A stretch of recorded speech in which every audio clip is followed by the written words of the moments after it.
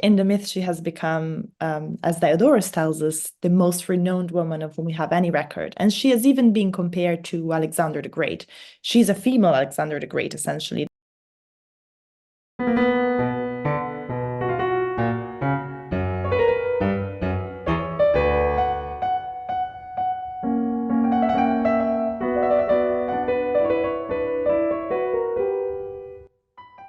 Today, we will delve into the fantastic story of a legendary queen and her very unlikely rise to power. Journey with us to the 9th century BC Assyria to discover the cunning and ruthless Semiramis. Guiding us is Costanza Casati, author, screenwriter, and journalist. Costanza's debut novel, Clytemnestra, sold into 20 territories worldwide and was the winner of the Goldsboro Books Glass Bell Award and was shortlisted for the Historical Writers Association Debut Crown Award. We'll be speaking today about her second novel, Babylonia, which was an instant Sunday Times bestseller.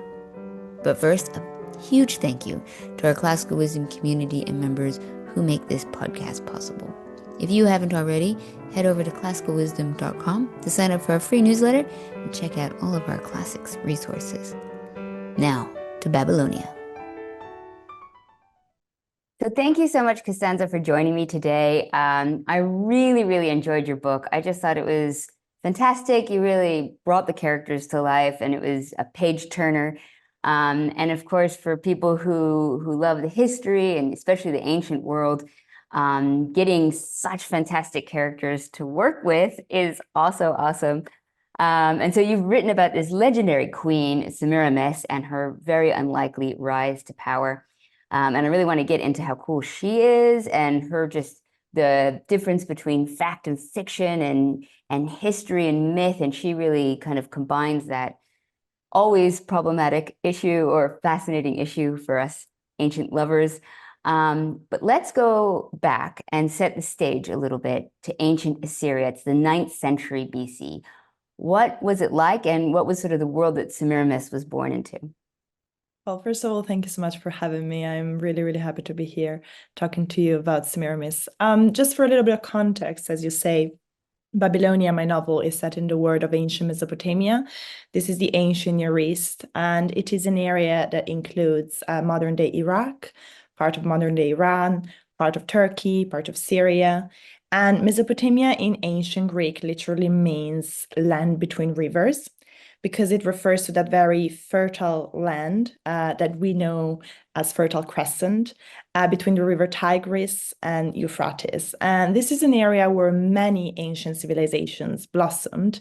The list is very long, but the three most famous ones are the Kingdom of Ancient Sumeria, the Empire of Ancient Babylonia, and obviously the Empire of Ancient Assyria. And there are so many things, so many fascinating things about this word, but I would say that the two most important aspects of ancient Mesopotamia are, one, that this is the place that we call the cradle of civilization. It is the place where writing was first invented in 3000, well, thousands of years ago, around 3500 BC. I'm talking about cuneiform writing.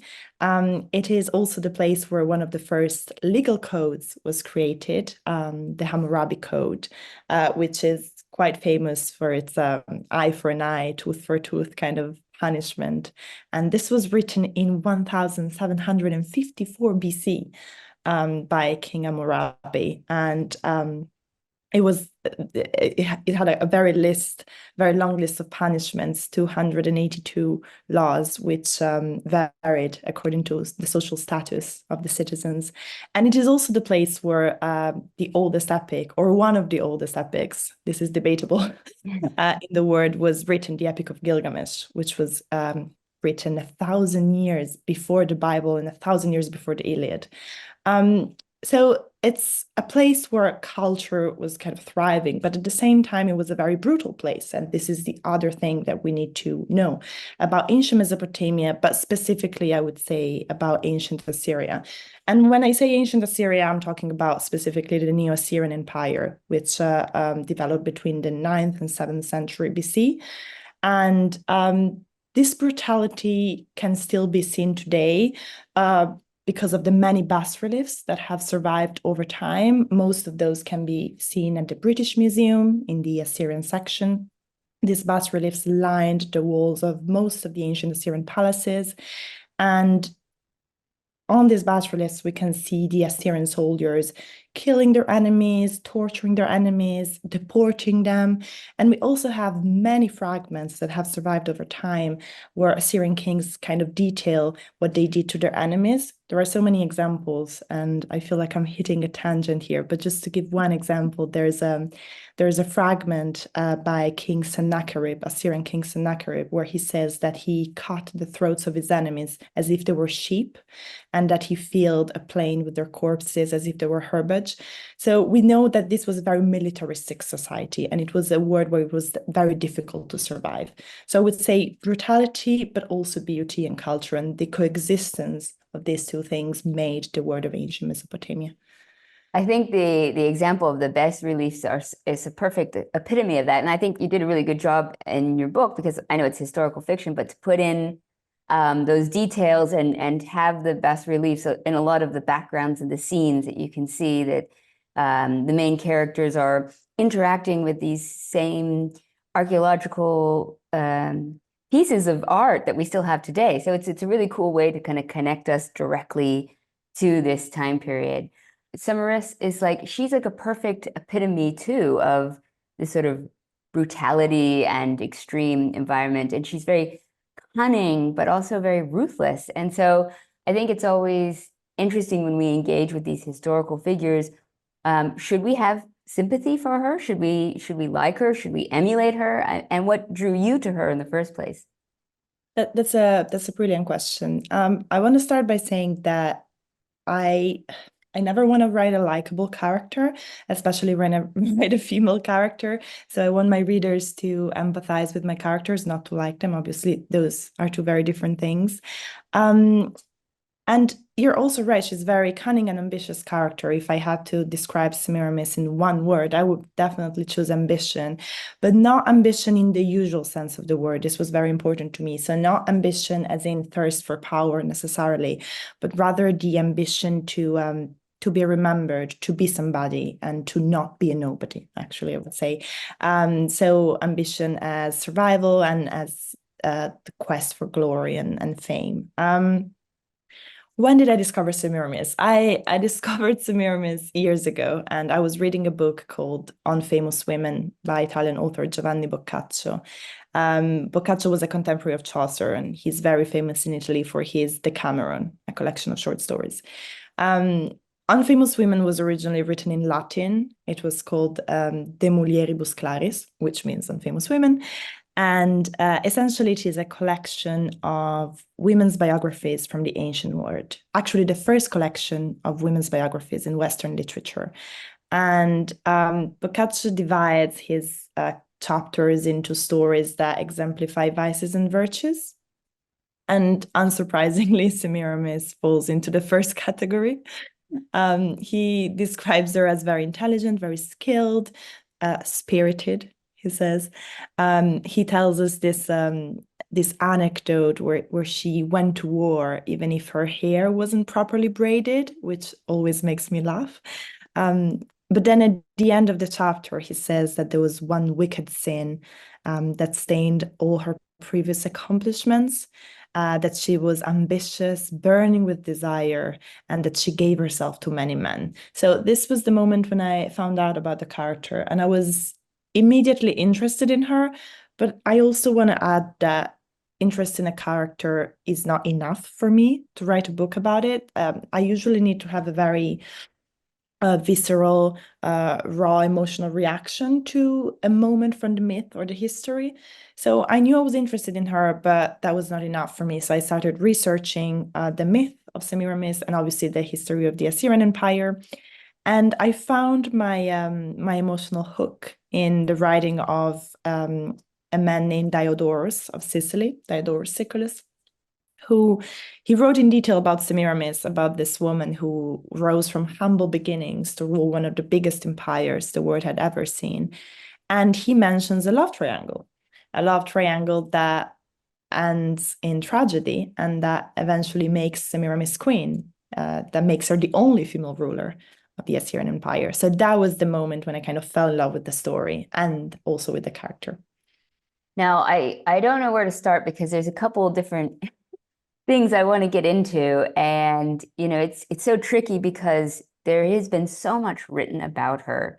And her story changes a lot depending on who writes it, which is just fantastic. I mean, it's like her story is not only a story in and of itself, it's almost like a reflection of different time periods throughout the ages by how they respond to her story. So it's kind of like a really interesting mirror.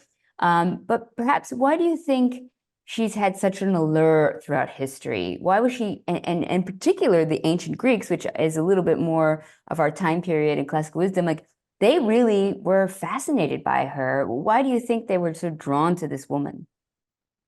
I think many different reasons. The main one probably being the fact that she's a woman in power. And I think most of the time there's this idea nowadays that women in power is a recent phenomenon that started in the 19th century, the 20th century. That is absolutely wrong. If we go back in time, specifically in ancient history, we see that so many women were powerful. And Semiramis is obviously the perfect example of this. And as you say, many authors have written about her. Many of them were Greek. The first one to mention her is Herodotus. He doesn't tell us much about her. He mainly focuses on the fact that she built the embankments for the river Euphrates. And then there is this author called Ctesias of Cnidus who wrote about her in detail, but his work is largely lost. But he inspired Diodorus, the author that I mentioned before, Diodorus of Sicily, to write about Semiramis. And Diodorus lived between 90 and 30 BCE, and he wrote a work called Bibliotheca Historica. It's a universal history, essentially. And, I mentioned him very quickly before, but what he tells us about Semiramis is that Semiramis was an orphan whose mother was a goddess who fell in love with a mortal man. When the man, together they had a baby, but when he rejected her, she killed herself and became this sort of mermaid creature. Here the myth varies according to who tells it. But the baby Semiramis survived. She was left on a rock to die, but she managed to survive. And she grew up in the outskirts of the Assyrian Empire. She was raised by this shepherd called Simmas. And when she came of age, she met a man named Annes. And Annes, as Diodorus tells us, was a governor. He was the governor of modern-day Syria, which was called Abernari at the time. And he was also the closest advisor of the king Ninus. And Annes fell in love with her because she was beautiful, as the myth says, of course. That's quite different in my novel, but he took her with him he married her, took Semiramis with him to the capital, and here she met the king Ninus, and this kind of tragic love triangle formed. But Greek authors are not the only authors who wrote about Semiramis. She also appears in Jewish writings as the wife of King Nimrod in the Genesis, and also in Armenian legend.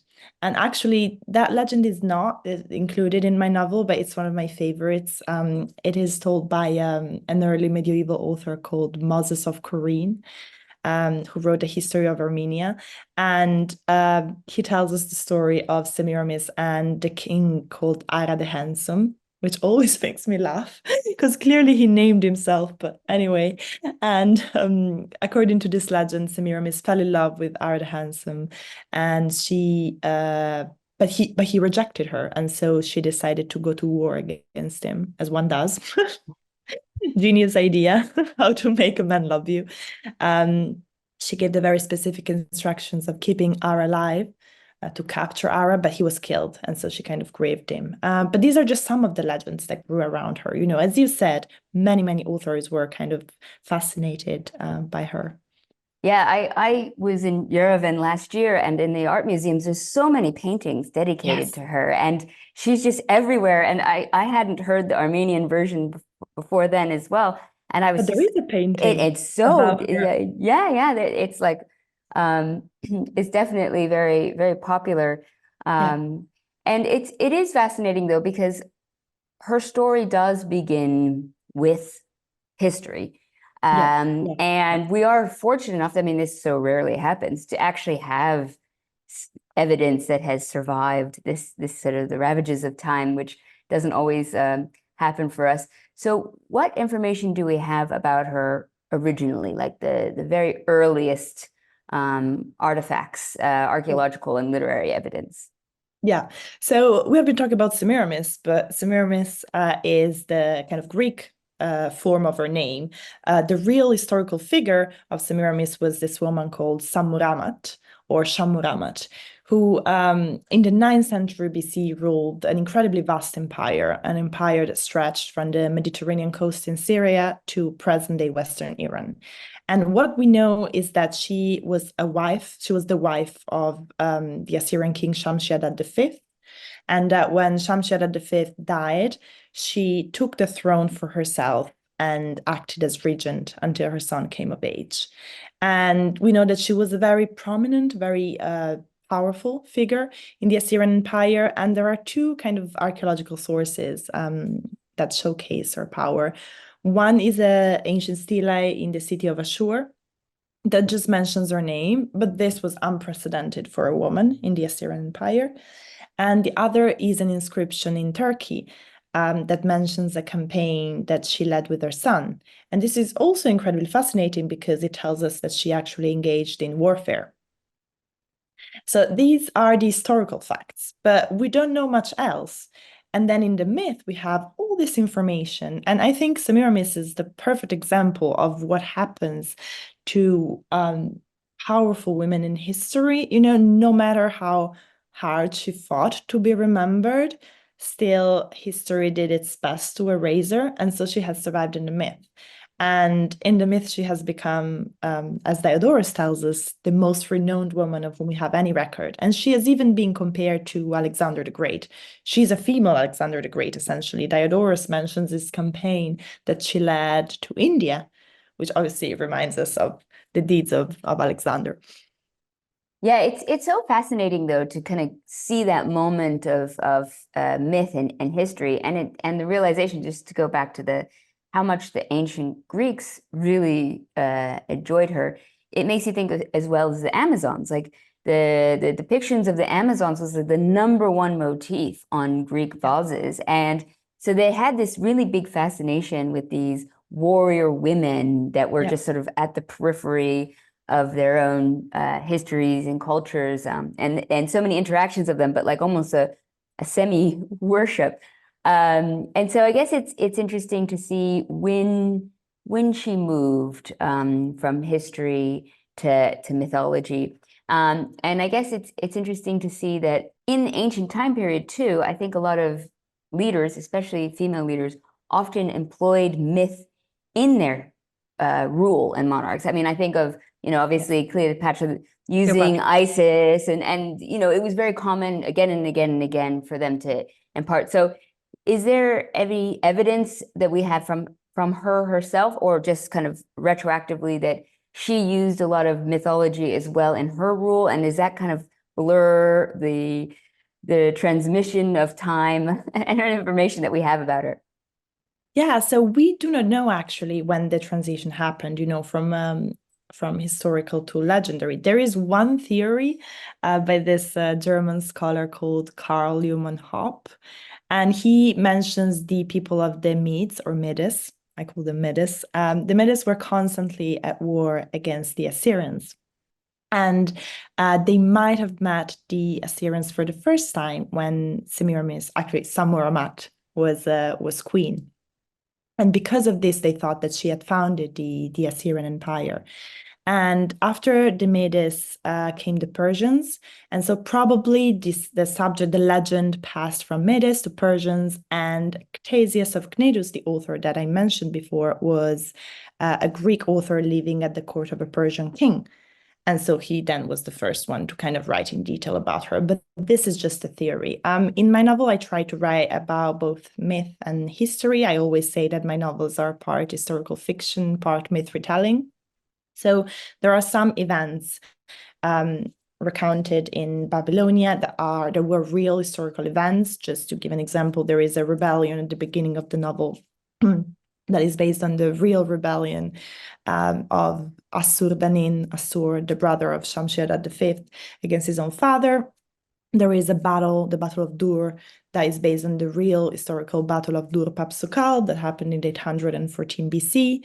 But I also drew on the myth of Semiramis, especially following Diodorus's version. So I try to kind of bring them together. Well, I think it's very well done, and you get to really immerse yourself in that world. And so I think the historical backdrops make it so much more real, of course. And it is interesting, as you say, like to see how that myth has evolved, and kind of hinted at this before, but how it changed so dramatically from the ancient time period to the Christian time period to then again being changed in the Renaissance. Maybe you can explain like the differences at how she was seen in each time period, and maybe how we should see her now.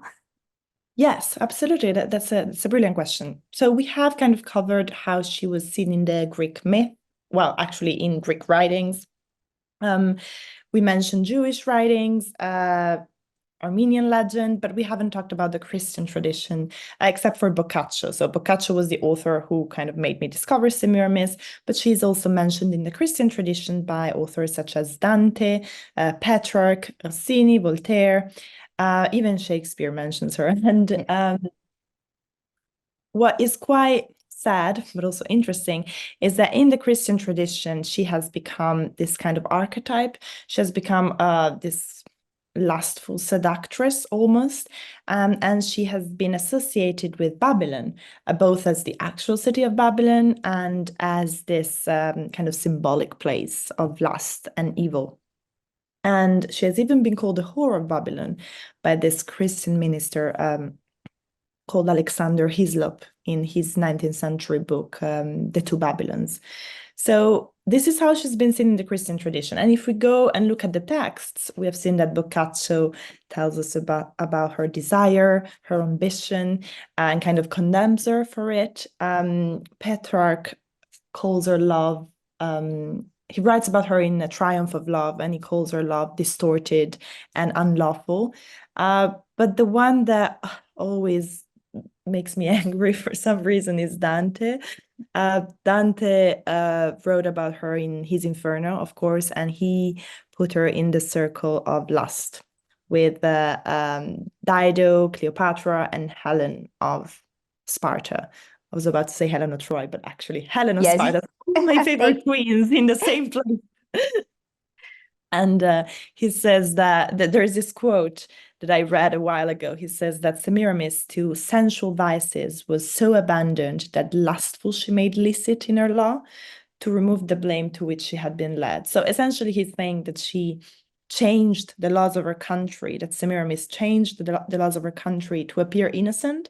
And so she allowed people to go with whoever they wanted, which doesn't sound so bad to me, but me and Dante probably wouldn't agree on most matters.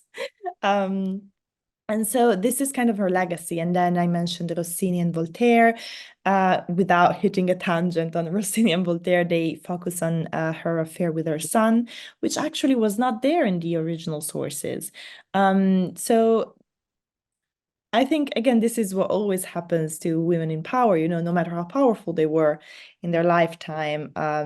The focus throughout the centuries is always on their relationships with men. You mentioned Cleopatra before. That is very true for her as well. Same for Dido. Helen, again, Helen of Sparta. I was thinking like that sounds like my favorite group of gang. Like I take me to that spot. Exactly.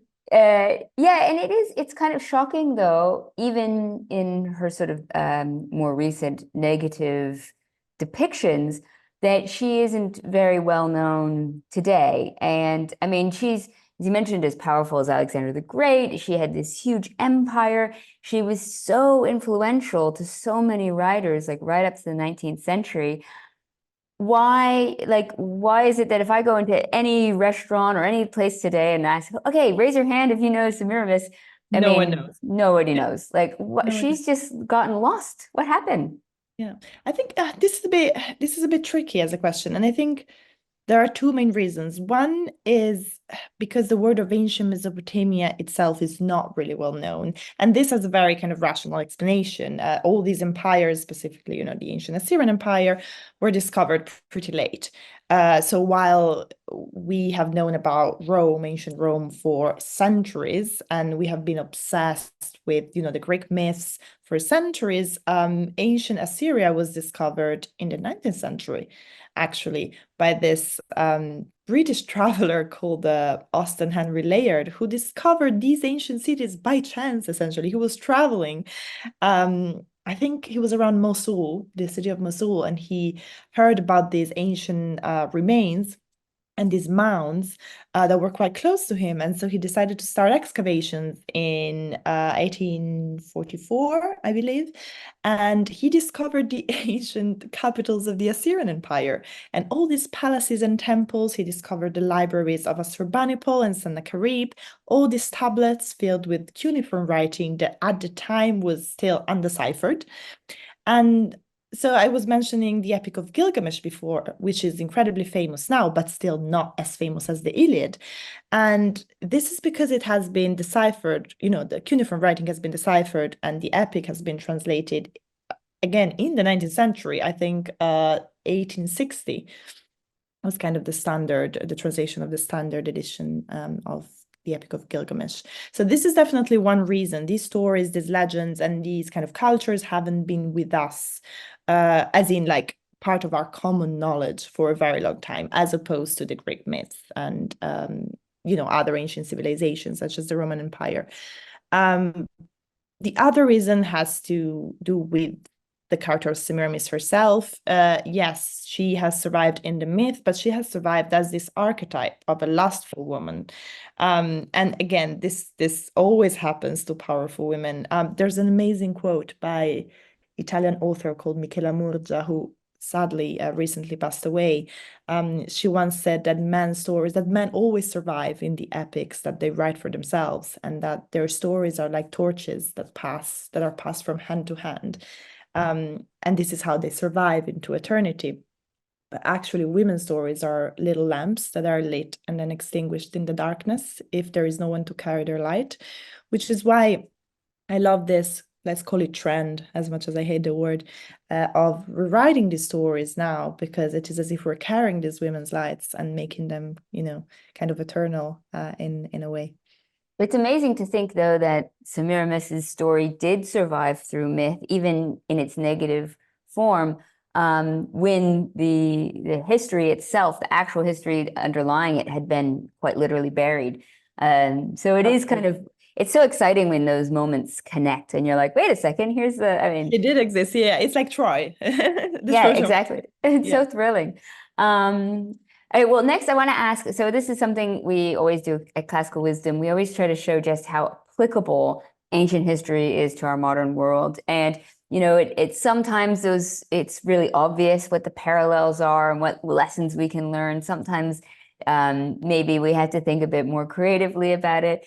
But what can we learn from Semiramis' story? Like, in what ways could ancient Assyria be like today, or is something really important we can take away from her life and her legacy?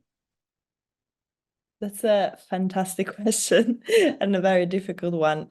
It makes me think about what some people have called ancient history revisionism when they refer to these books, Greek retellings or just myth retellings or ancient historical fiction, with the term revisionism implying that what some authors are doing is applying contemporary values to ancient stories.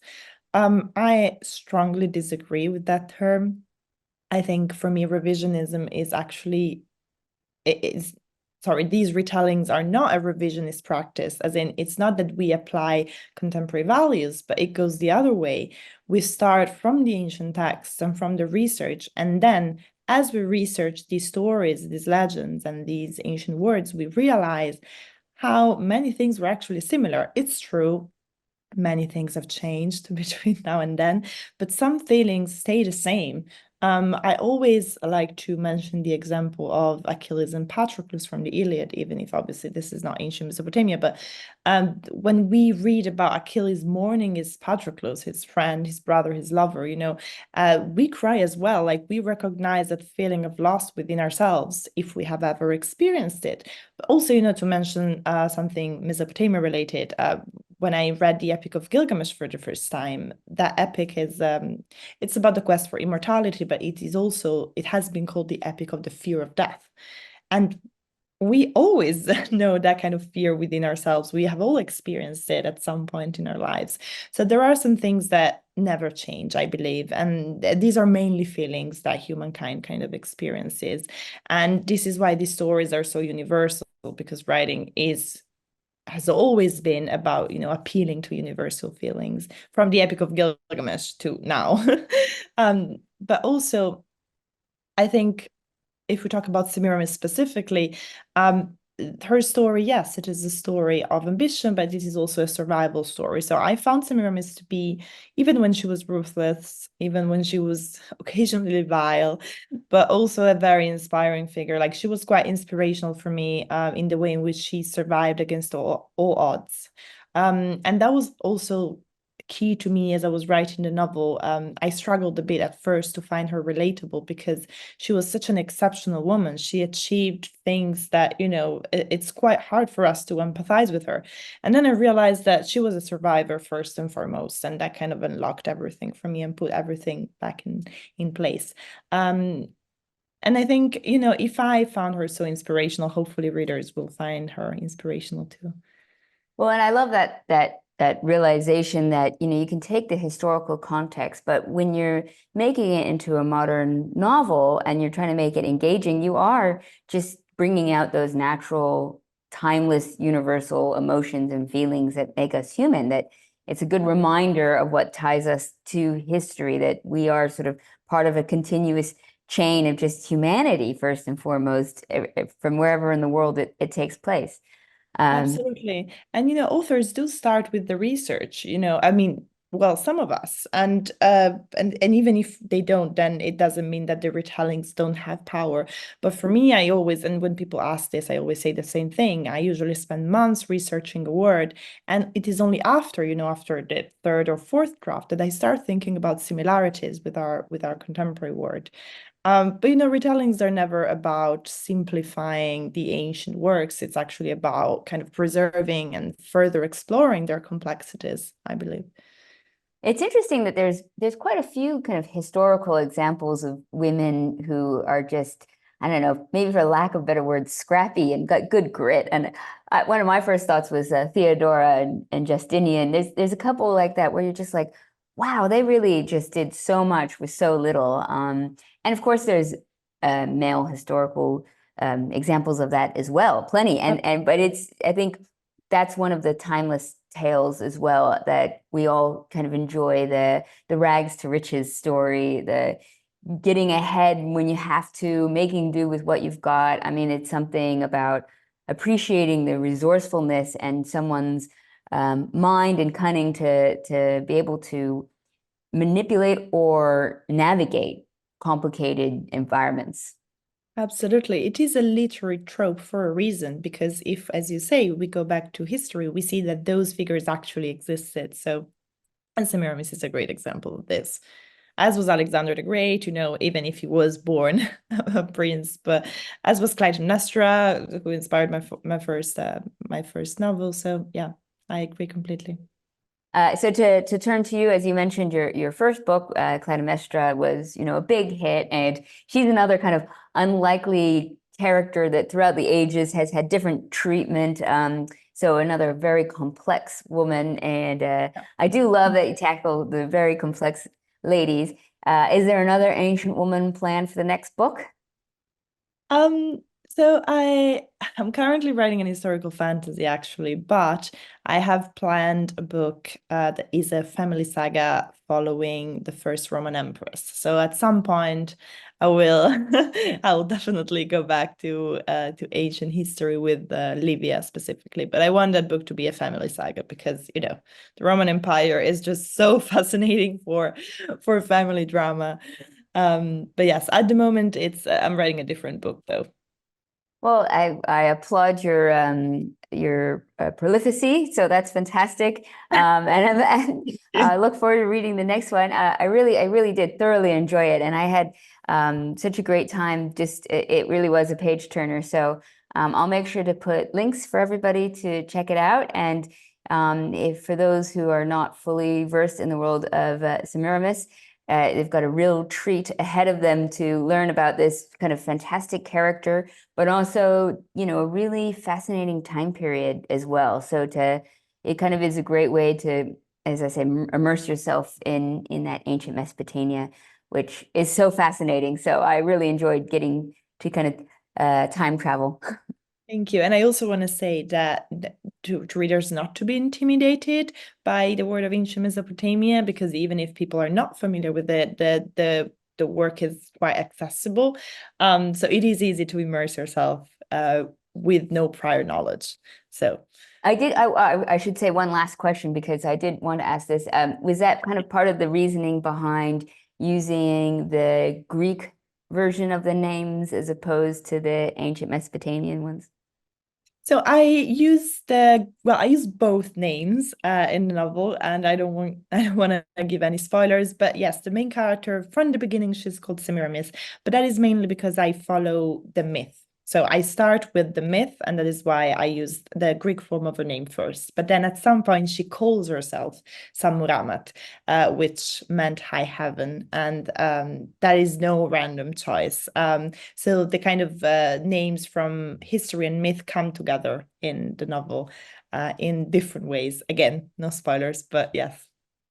Okay, perfect. Well, thank you so much, Costanza, for taking the time to talk to me today.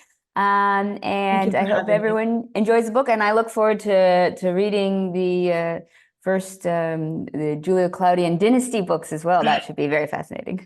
What a dynasty. Thank you for having me.